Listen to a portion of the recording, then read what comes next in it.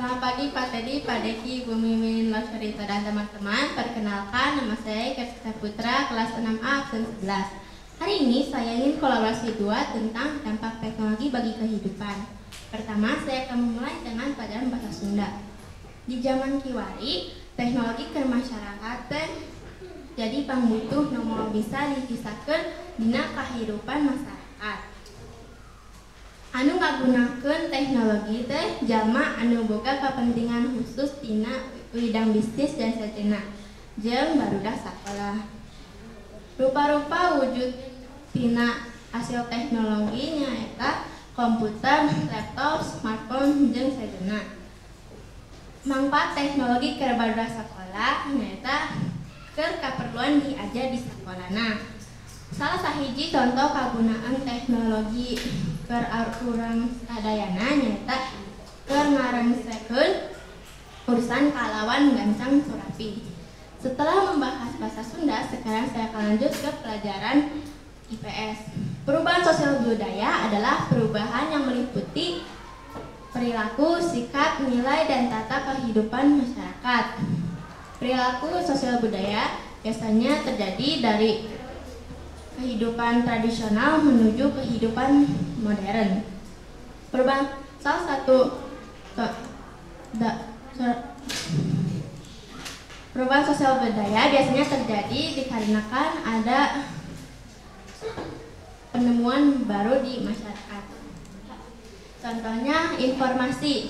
Dulu kita mendapatkan informasi dari buku, tetapi sekarang kita mendapat informasi dari internet, radio, dan televisi.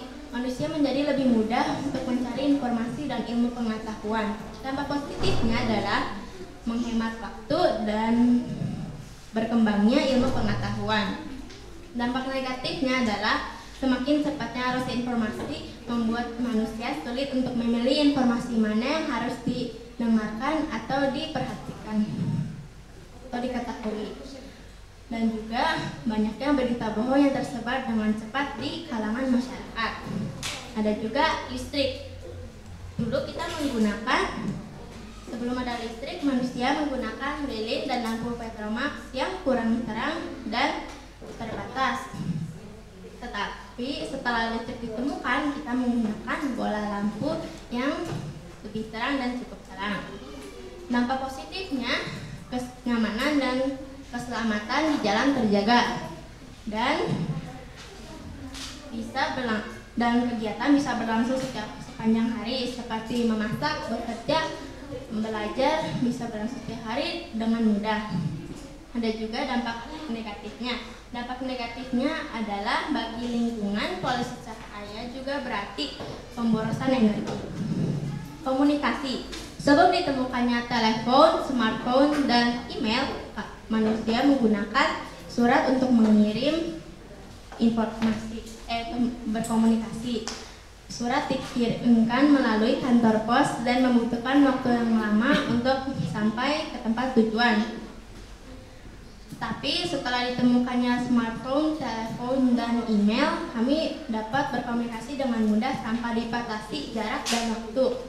Dampak positifnya adalah manusia menjadi lebih mudah untuk berkomunikasi. Dampak negatifnya adalah manusia kehilangan interaksi sosialnya dan kejahatan di internet. Ada juga transportasi. Dulu kita menggunakan beca, pedati, dan rakit sebagai sarana transportasi. Alat-alat tersebut membutuhkan waktu yang lama untuk menempuh jarak yang jauh. Tetapi karena perkembangan zaman, transportasi lebih maju, sehingga kita akan lebih cepat untuk menempuh jarak yang jauh. Dampak positifnya adalah kegiatan distribusi, penyebaran hasil produksi lebih luas, dan hasil produksi dapat dinikmati oleh seluruh masyarakat. Ada juga dampak negatifnya, meningkatnya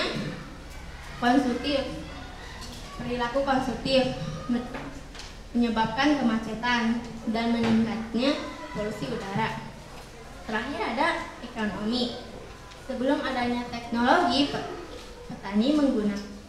sebelumnya ada teknologi, manusia melakukan kegiatan produksi dengan cara lebih tradisional, seperti petani. Petani menggunakan tenaga kerbau untuk membajak sawah. Setelah panen, padi ditumbuk menggunakan lesung. Pekerjaan tersebut membutuhkan tenaga yang besar dan waktu yang lebih lama. Tetapi karena perkembangan zaman, sekarang petani menggunakan traktor untuk membajak sawah dan juga alat penggiling untuk menggiling padi. Dampak positifnya adalah mempercepat meringankan pekerjaan petani. Pekerjaan petani lebih efisien dan cepat. Dampak negatifnya adalah pencemaran suara dari traktor dan harga traktor yang mahal. Terima kasih. Nah, setelah membahas tentang IPS, sekarang saya akan lanjut ke IPA. Ternyata di rumah kita sangat membutuhkan listrik untuk penerangan. Nah, ini saya sudah membuat sketsa desain listrik rumah saya. Pertama, saya menggambar ruang-ruangan yang ada di rumah saya dan juga menambahkan lambang L sebagai lampu, S sebagai saklar, dan saya juga tidak lupa untuk menggambar meteran di rumah saya. Nah, cara menghemat listrik adalah membagi jalur listrik sesuai ruangan. Seperti ruang keluarga membutuhkan 6 lampu LED 12 watt dan 2 saklar, karena ruang keluarga besar dan membutuhkan lampu yang lumayan terang, dan juga ada 2 saklar supaya kita dapat memilih lampu mana yang ingin digunakan. Ada juga ruang kamar, karena ruang kamar lebih kecil, jadi saya menggunakan 4 lampu LED 9 watt dan 2 saklar. Dan WC tidak terlalu membutuhkan lampu yang terang, dan WC juga jarang dipakai. Jadi saya menggunakan 1 lampu LED 7 watt dan 1 saklar. Ada juga cara lain seperti mematikan lampu saat tidak digunakan, mematikan AC ketika udara sejuk, mencabut kabel dari stop kontak ketika tidak digunakan, mengganti atau memakai lampu LED yang lebih hemat energi dan tidak redup. Dan juga menggunakan sinar matahari sebagai penerangan yang ada dari jendela dan pintu rumah. Memiliki ventilasi udara yang bagus supaya kita tidak memerlukan memakai AC. Nah, ini saya juga sudah membuat poster di Canva tentang hemat listrik dan air dalam bahasa Mandarin. Nah, tulisan Ye Wang Le Xie Ye Yu Xie, yang artinya jangan lupa untuk menghemat listrik. Ada juga Ye Wang Le Xie Ye Yung Shui, yang artinya jangan lupa untuk menghemat air. Ini juga ada tulisan Pao Ho Women the Titiu, yang artinya lindungi bumi kita. Sekian presentasi saya tentang dampak teknologi bagi kehidupan. Kita sebagai warga negara Indonesia harus terbuka, mendukung, dan mengikuti perkembangan teknologi. Akan tetapi pelaksanaan tersebut membutuhkan nilai-nilai Pancasila. Terima kasih Pak Teddy, Pak Deki, Cerita, Bu Mimin, dan teman-teman. Mohon maaf jika ada salah-salah kata. Terima kasih.